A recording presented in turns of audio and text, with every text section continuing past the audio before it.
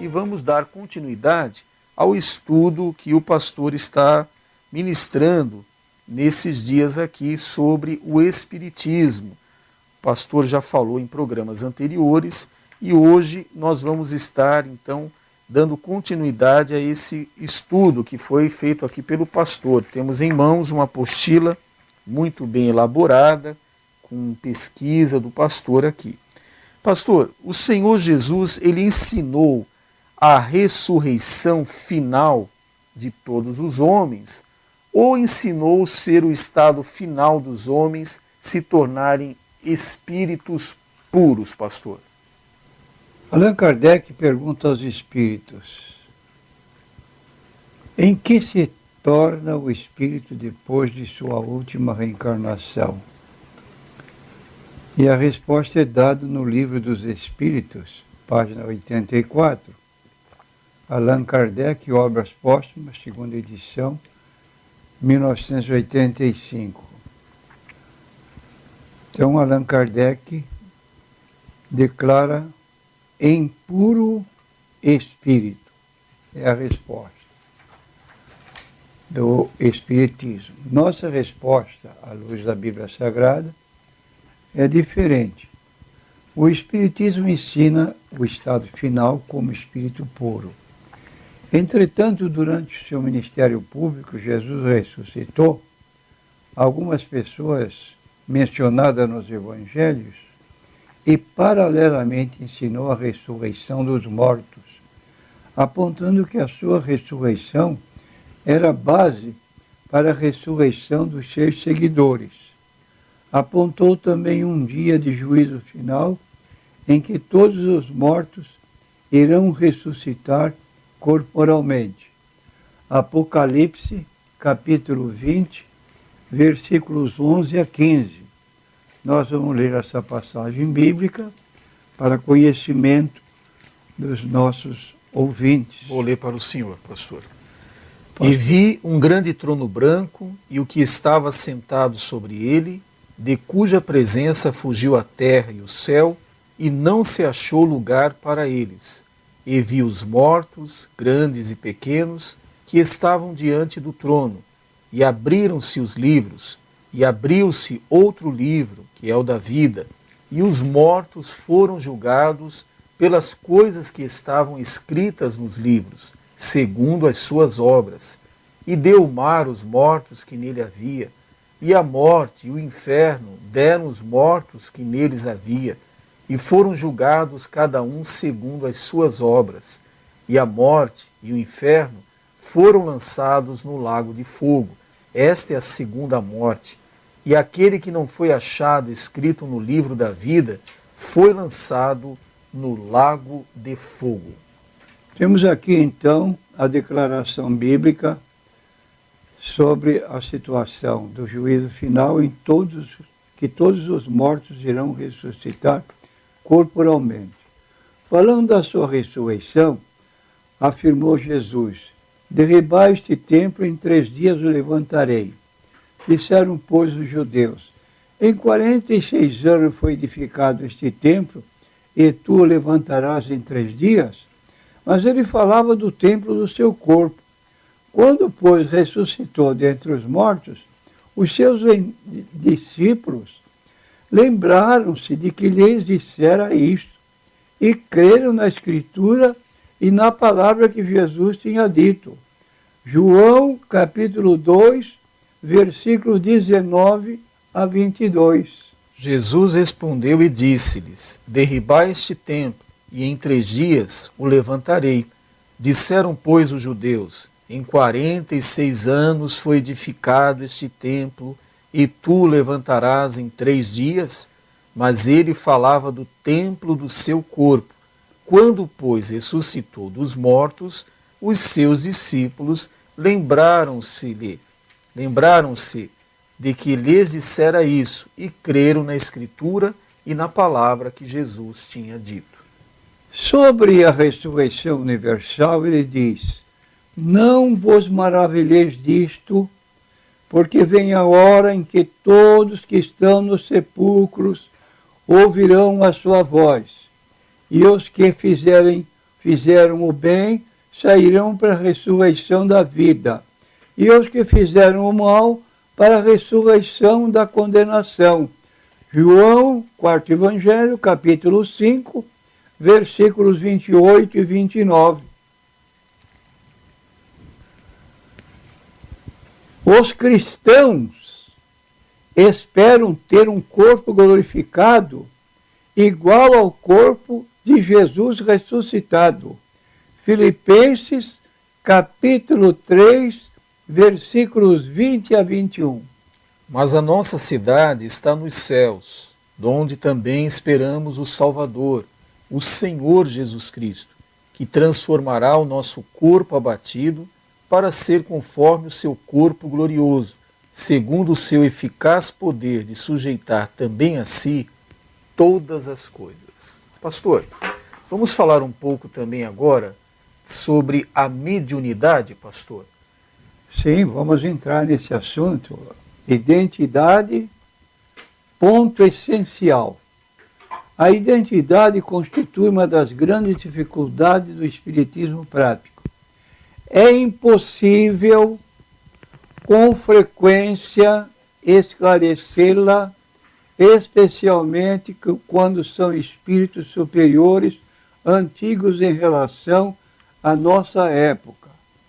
Entre aqueles que assim se manifestam, muitos não têm nome conhecido para nós, e a fim de fixar nossa atenção, podem assumir o de um espírito conhecido, que pertence à mesma categoria.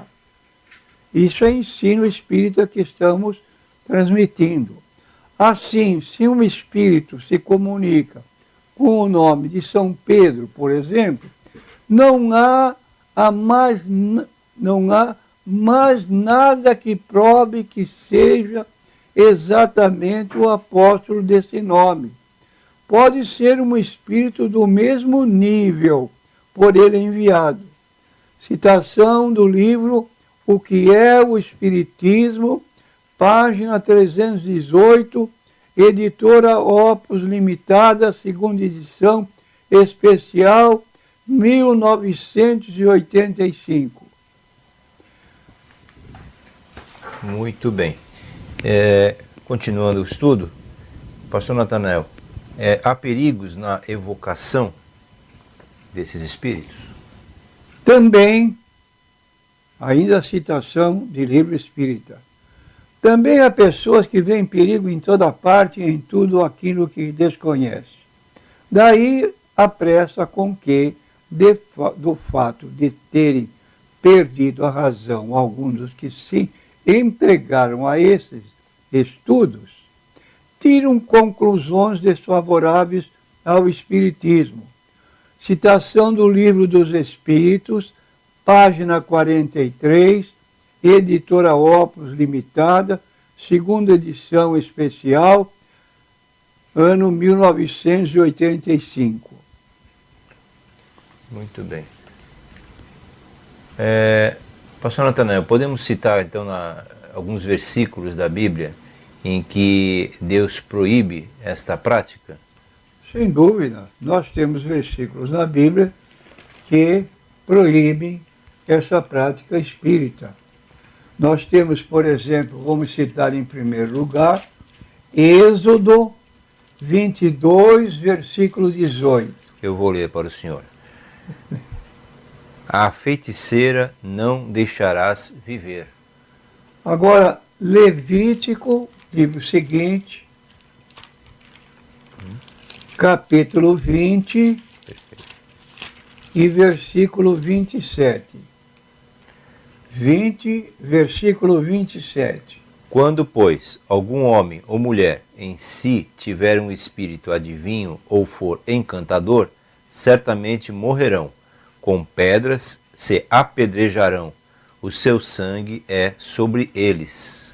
Deuteronômio, terceiro livro, capítulo 18, versículos 9 a 12. Quando entrares na terra que o Senhor teu Deus te der, não aprenderás a fazer conforme as abominações daquelas nações. Entre ti se não achará quem faça passar pelo fogo o seu filho ou a sua filha, nem adivinhador, nem prognosticador, nem agoureiro, nem feiticeiro, nem encantador de encantamentos, nem quem consulte um espírito adivinhante, nem mágico, nem quem consulte os mortos. Pois todo aquele que faz tal coisa é abominação ao Senhor. E por essas abominações, o Senhor teu Deus as lança fora de diante de ti. Então está claro que Deus não aceita esse tipo de culto, essas práticas ligadas ao Espiritismo. E ainda temos no livro de Isaías, capítulo 8, versículos 19 e 20. Isaías 8, versículo 19 e 20. Quando vos disserem, consultai os que têm espíritos familiares e os adivinhos que chilreiam e murmuram entre os dentes, não recorrerá um povo a seu Deus? A favor dos vivos interrogar-se-ão os mortos? À lei e ao testemunho, se eles não falarem segundo esta palavra, nunca verão a alva. Então aí está claro, a pessoa que se dedica a esse tipo de religião está fora dos princípios de Deus e não recebe a bênção de Deus na sua vida. E ainda no capítulo 47 do mesmo livro, versículos 13 e 14. Cansaste-te na multidão dos teus conselhos. Levantem-se, pois, agora os agoureiros dos céus, os que contemplavam os astros, os prognosticadores das duas novas, e salvem-te do que há de vir sobre ti. Eis que serão como a pragana, o fogo os queimará. Não poderão salvar a sua vida do poder da labareda. Ela não será um braseiro para se aquentarem, nem fogo para se assentarem junto dele. Pastor Natanael, e o caso de Saul? O caso de Saul, em 1 Samuel, capítulo 28, versículo 13, nós lemos, a mulher diz, vamos ver. E o rei lhe disse, não temas, porém, que é o que vês? Então a mulher disse a Saul, vejo deuses que sobem da terra. Quem eram? Demônios. Só podiam ser deuses do inferno. Apocalipse 12, versículo 7. Perfeitamente. Apocalipse 12. O último livro da Bíblia, né? Como sabemos. E houve batalha no céu. Miguel e os seus anjos batalhavam contra o dragão. E batalhavam o dragão e os seus anjos. Mas não prevaleceram, nem mais o seu lugar se achou nos céus. Ainda vemos em Marcos, capítulo 5, Evangelho, segundo escreveu Marcos, capítulo 5, nós vemos no versículo 9, 5, Perfeito. 9. E perguntou-lhe, qual é o teu nome? Ele respondeu dizendo, Legião é o meu nome, porque somos muitos. E logo o livro em seguida, Lucas 8, versículo 30.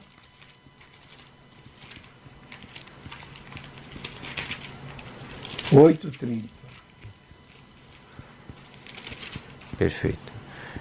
E perguntou-lhe Jesus, dizendo, qual é o teu nome? E ele disse, Legião, porque tinham entrado nele muitos demônios.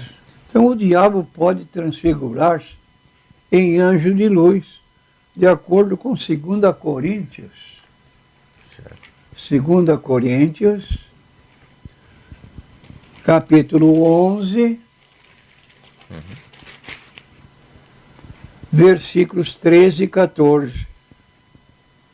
Assim diz a palavra de Deus, porque tais falsos apóstolos são obreiros fraudulentos, transfigurando-se em apóstolos de Cristo.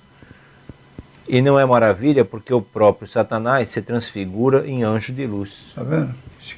E em 1 Samuel, capítulo 16 e versículo 23, temos aí esses deslizes de pessoas que pensavam que estavam contactando com o bem e, na verdade, eram emissários do mal. Eu vou ler. 1 Samuel 16, versículo 23. E sucedia que, quando o espírito mau da parte de Deus vinha sobre Saul, Davi tomava a harpa e a tocava com sua mão. Então Saul sentia alívio e se achava melhor, e o espírito mau se retirava dele. Se retirava. E ainda temos que notar que a Bíblia não dá margem a admitir-se que os mortos se comuniquem com os vivos. Então a Bíblia declara que os mortos não se comunicam com os vivos. Lucas 16, 19 a 31. Palavras do Senhor Jesus Cristo, no Evangelho segundo Lucas 16, 19, versículo 19, ao versículo 36. 31. Vamos ler todo esse trecho, pastor? É. Vamos lá. Então, Lucas, capítulo 16, de versículo 19 até o 31, assim diz a palavra de Deus. Ora, havia um homem rico, e vestia-se de púrpura e de linho finíssimo, e vivia todos os dias regalada e esplendidamente. Havia também um certo mendigo chamado Lázaro, que jazia, cheio de chagas à porta daquele, e desejava alimentar-se com as migalhas que caíam da mesa do rico, e os próprios cães vinham lamber-lhe as chagas. E aconteceu que o mendigo morreu, e foi levado pelos anjos para o seio de Abraão, e morreu também o rico, e foi sepultado. E no Hades ergueu os olhos, estando em tormentos, e viu ao longe Abraão e Lázaro no seu seio. E clamando disse, Abraão, meu pai, tem misericórdia de mim, e manda a Lázaro que molhe na água a ponta do seu dedo e me refresque a língua, porque estou atormentado nessa chama.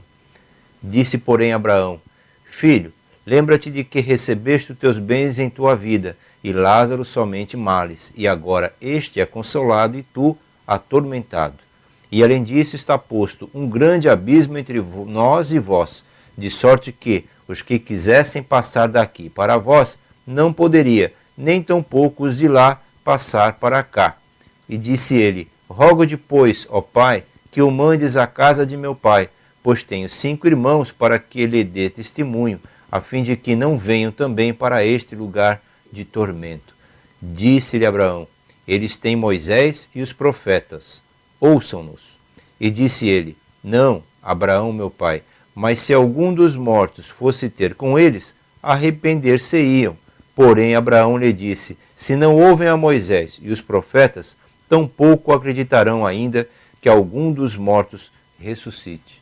De modo que então aqui tem os mensageiros de Deus, pregadores do Evangelho, que pregam o Evangelho, e aí essa pessoa que já estava no inferno pediu misericórdia para os parentes dele que estavam vivos, para não acontecer de ir para o mesmo lugar que ele estava. E a resposta foi negativa. Lá tem os pregadores do Evangelho. E se eles não ouvem os pregadores do Evangelho, muito menos acreditarão que algum dos mortos ressuscite. Isso quer dizer, pastor, que ninguém é indesculpável perante Deus. É claro, está muito claro na Bíblia Sagrada. E temos mais um versículo que é fatal, Hebreus 9, 27. De modo que a falta de leitura da Bíblia leva a esses absurdos que nós temos lido aqui a respeito dessa reencarnação, de comunicação de mortos com os vivos. Tudo isso é apontado na Bíblia como meios impróprios, condenáveis por Deus, e a pessoa que se envolve nisso vai ter decepção. Hebreus 9, 27. E como aos homens está ordenado morrerem uma vez, vindo depois disso o juízo. Aí, depois da morte vem juízo, não vem oportunidade para a pessoa voltar à vida aqui e poder reconciliar-se e acertar a sua situação. E é preciso também, pastor, nunca esquecer que em muitas das nossas Bíblias, o título desses versículos de Lucas 16, de 19 ao 31, está com o título Parábolas, né? Mais uma parábola. E nesse caso, nós não podemos considerar como parábola, não é mesmo? Realmente, porque parábola não tem nome próprio. Quer dizer, O próprio não usa. Jesus também advertindo da hiena. Né? E no caso de Lucas 16, há um nome próprio citado aí, que é a pessoa que era mais rica. É um ensino. Esse versículo ensina praticamente o estado das últimas coisas da alma. É o que ocorre depois da morte. Palavras do Senhor Jesus Cristo. Pode querer questionar, mas são palavras de Jesus que estão aí. Em parábolas, Jesus nunca usou nomes próprios. Nunca usou nome próprio. E nesse próprio. caso ele cita nomes próprios, o que comprova de que o mestre realmente está alertando. Né? E mais um detalhe também, né, pastor? O Jesus, embora muitos pregadores modernos não gostem, não achem palatável pregar em suas igrejas, mas ele falou mais sobre o inferno do que do céu. Sem dúvida. A palavra hiena é uma palavra grega, que é apontada como sendo o inferno. A palavra Seol, palavra hebraica, que aparece mais no Antigo Testamento, porque o Novo Testamento foi escrito no grego, e no grego aparece a palavra Hades. Então são sinônimos dentro da língua hebraica e a língua grega, mas indicam o mesmo lugar.